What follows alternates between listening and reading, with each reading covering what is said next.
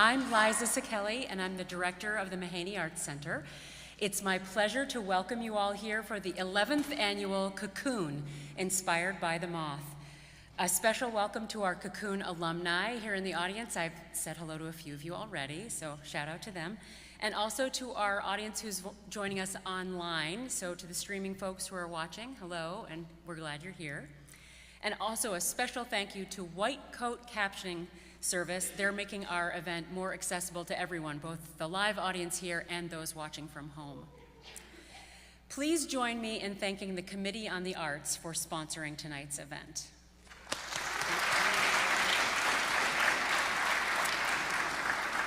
And just a few housekeeping notes before we get started. Emergency exits are located in the back of the hall where you came in, or on either side of the stage.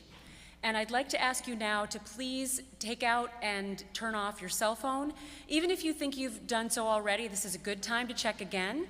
As a courtesy to the people telling the stories and to the audience around you, there's no texting, no photography, no recording of tonight's performance. Besides, even if you really wanted to record it, you don't have to, because your ticket includes access to the stream, and it'll be up for 2 weeks. So you don't have to record, you can just watch it. We got you. Great. Access to the arts is important to us here at the Mahaney Arts Center. We have assistive listening devices, accessible parking, seating, restrooms, all available here. If you need help with any of those things, please see an usher for more information or visit the red accessibility table in the lobby. And now it's my pleasure to introduce two terrific Middlebury students who are our producers, among our producer group from the Middlebury MothUp, and they're also going to serve as our MCs for the night. So please help me welcome Harper Nichols and Joseph Wilson.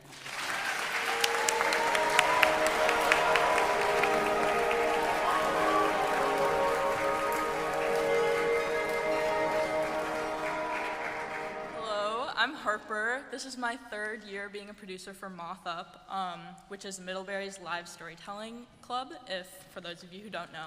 Cocoon is our annual, big event, and it's one of my favorite activities of the year.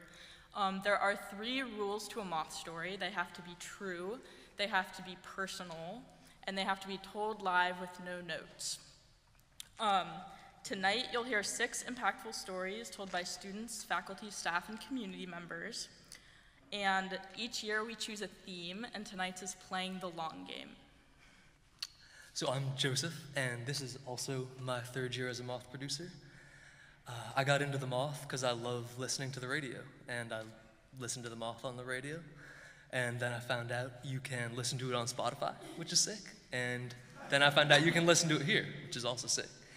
So tonight you're going to hear stories about Vietnam and tattoo autobiography, about girlfriends and international travel, and about palindromes and an ode to free healthcare.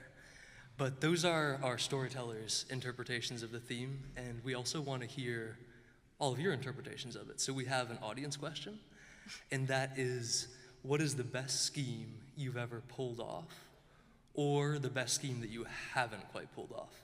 So you can write that down on the slips of paper you got, or you can go on the net to go/Cocoon23, I think.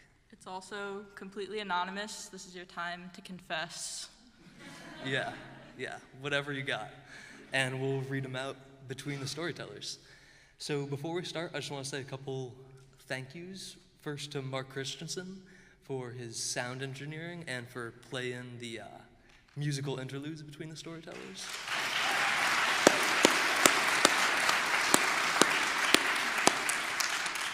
And also to Liza Sekeli for keeping us all on track the past few months and pulling everything together. So,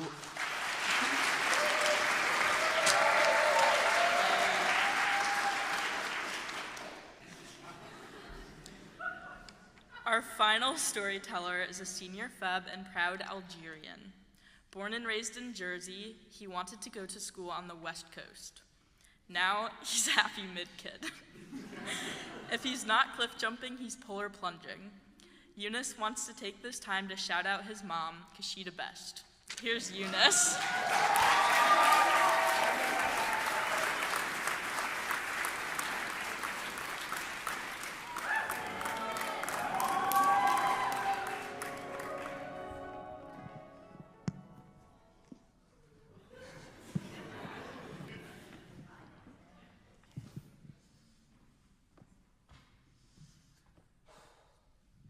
This story is sponsored by free healthcare, but more on that later.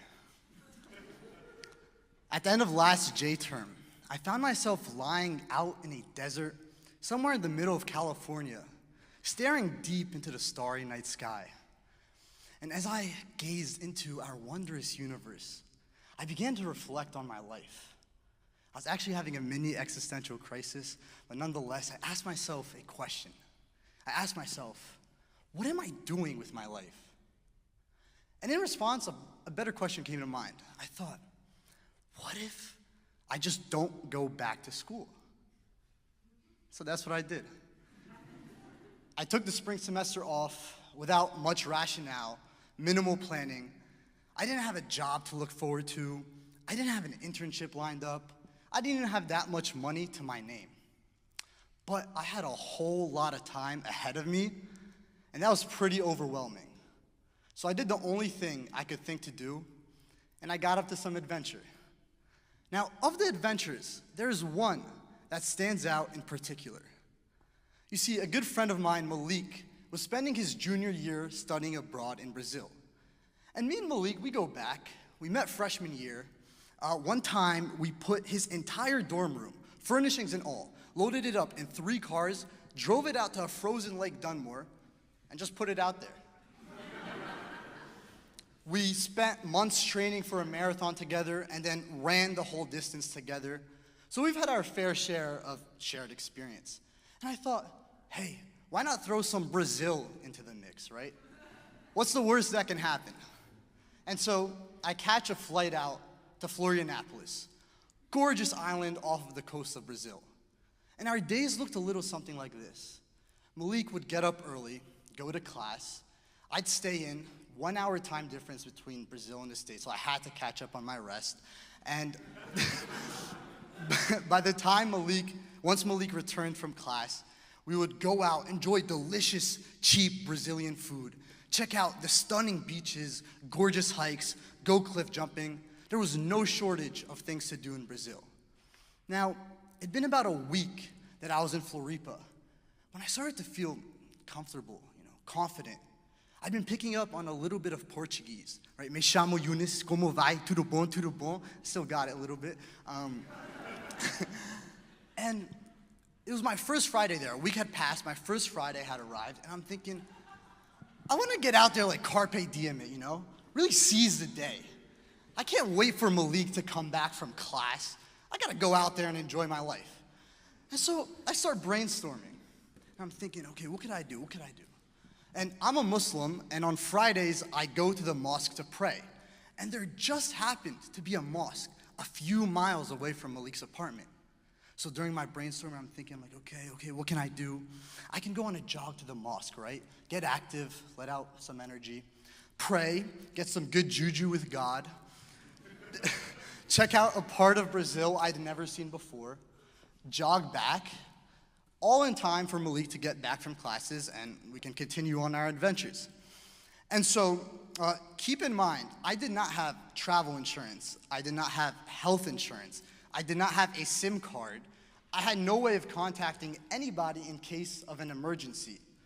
But I did have Google Maps. And so I went on there, mosque near me, went up to my trusty guide, Malik, and I was like, hey, Malik, does this look good? Malik's response, okay. I was like, okay, I got the green light from my Brazilian guide. I throw on what's left of my clean laundry. I go out the apartment door, take the elevator down the building. I step out into the Brazilian sunshine. I put on my AirPods, scroll through Spotify, good summer vibes playlist, right? I start the Strava, can't forget that. I take a deep breath. And I start jogging. jogging. I hit a right down the street, feeling good. Hit a left down the street. Okay, I'm thinking to myself. I'm picking up the pace. The sun is shining. The birds are chirping. Boom! Car crash. I keep on jogging. Like, it's okay. My gut tells me I should have turned around. Something was wrong. But while I'm processing the events that just happened, the path below me, the pavement, starts to dissipate. And I realize I'm running on a dirt road. I'm looking at the map. I'm looking at the path. I'm looking at the map. And I realized I had selected the foot trail on Google Maps, so I'm inherently leaving civilization behind. But I keep on jogging. I'm trying to make sense of all this. And now that dirt path starts to dissipate too. Now I'm running through a grassy field, jumping over ditches in the floor, stepping over mud. I'm like, what's going on? And as I'm doing that, I run by this Brazilian man standing in the middle of this grass field watching me. I'm like, okay, now I gotta pick up the pace. Something's wrong. And I'm processing this, and then I stop and I look up. And perched on a hill before me is a favela. Now, let's just say a favela is not a place that you or I want to be. Tightly packed shacks made with wood, metal scrap remains, lightless, windowless. This ominous silence sits over the favela. And I'm looking at this winding road that cuts right through it. And I'm thinking, okay, that's all that's between me and that mosque. I just gotta get through this favela. It's gonna be all right. Now, I gather my composure again, but this time I changed the playlist. I put on some New York drill, gotta get a little bit of roughness in my character. I take another deep breath. And now I'm off. Now I'm sprinting, I'm jumping over the ditches in the floor, running through the tall grass. I finally get to the beginning of the road in the favela, and I'm sprinting, I'm going up the hill. The road starts to narrow in on me. The houses are closing in on me. I'm picking up the pace. I feel something on my leg. I stop, I look up. To my left, to my right, and behind me, I'm surrounded by 3 rabid dogs, and I'm doing this little shimmy dance to try to keep them away, and the dogs are lunging up, back, and forth, and I'm trying to stand my ground, and I look back at my leg, and I see blood dripping down my calf. I'm like, oh crap, I just got bit by a dog. And I'm trying to keep them away, left and right, and at that moment, a Brazilian lady comes out and starts yelling at me in Portuguese. I have no idea what's going on. I'm trying to process this all, and I'm thinking, okay, I just gotta split right between these 2 dogs, continue through the favela, and I'll be at the mosque. And then logic kicks in, and I realize I got bit by a wild dog. I need to go back. So I full 180, past the dogs, and I'm just sprinting. I'm out of the favela, through the grassy fields, over the ditches in the floor, past the Brazilian man who's now screaming at me too. I'm sorry, I don't know what he's saying. I keep on going. I get through to the dirt road, onto the pavement. I'm running down the street, right past the car crash, right down the street, left down the street, right down the street, up to the apartment. I get to the apartment. I take the elevator up. I get inside. I see Malik, and I'm like, hey, Malik. I just got bit by a dog. Malik's like, okay. I'm like, you got anything for that? No, but we could go to the pharmacy. Like, oh, yeah, okay, for sure. Just in case, is there a hospital around? Yeah, but you'll be fine. And so we make our way out of the apartment, go to the pharmacy, get our hands on a bottle of antiseptic, go back up to the apartment. I'm inside, I'm reading the directions, right? 2 to 3 sprays on the infected area. Like, okay. 50, 55 times, right? Put a little Band-Aid back over the wound. Peel it back, just to be safe. And now I do what any normal person would do in my situation. I consult the internet to find out how much time I have left to tell my mom that I love her.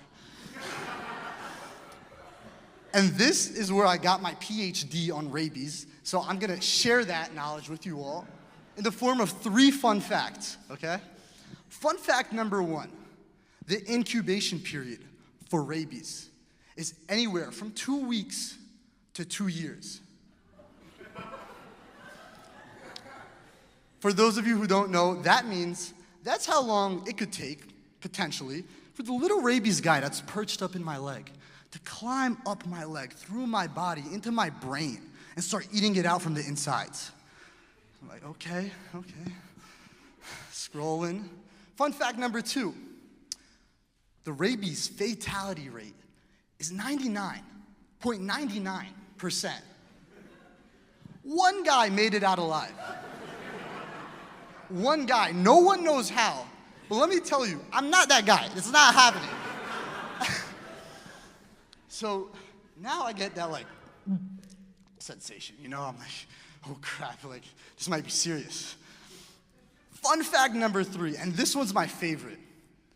Symptoms of rabies can range anywhere from runny nose, slight headache, to a fear of water, excessive salivation and hallucination. Now I'm freaking out, right? I'm thinking, I don't want to play the long game. What if a couple weeks down the line, I wake up, got a little headache. Is that it? It's over? Or worse yet, a few months later, I'm at my desk, doing a little bit of work, reach for a glass of water. Now I'm freaking out, I'm panicking. I run to Malik. I'm like, Malik, can we please go to the hospital? Malik's like, okay, yeah, let's go. And we make our way out of the apartment to the hospital. Here is where I would like to give a huge shout out to the sponsors of this story, Universal Healthcare.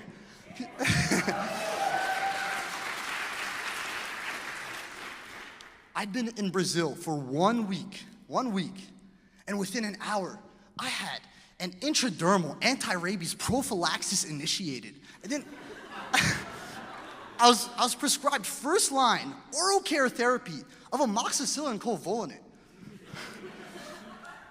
This is all just a fancy schmancy way of saying I was given 4 doses of the rabies vaccine, and then I was sent on a manhunt to find one of the last bottles of antibiotics in the entire country of Brazil.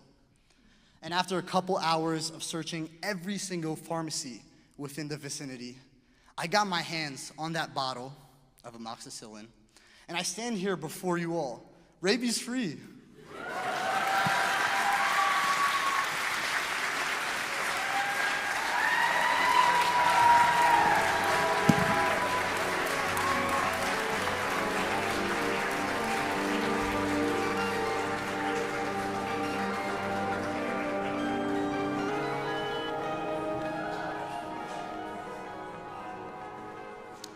Thank you, Youness, and thank you to our amazing audience tonight. We really appreciate you all being here, and I hope you had fun. I also want to thank the rest of our producer team, so Kristen, Ewan, Shepard, and Rach.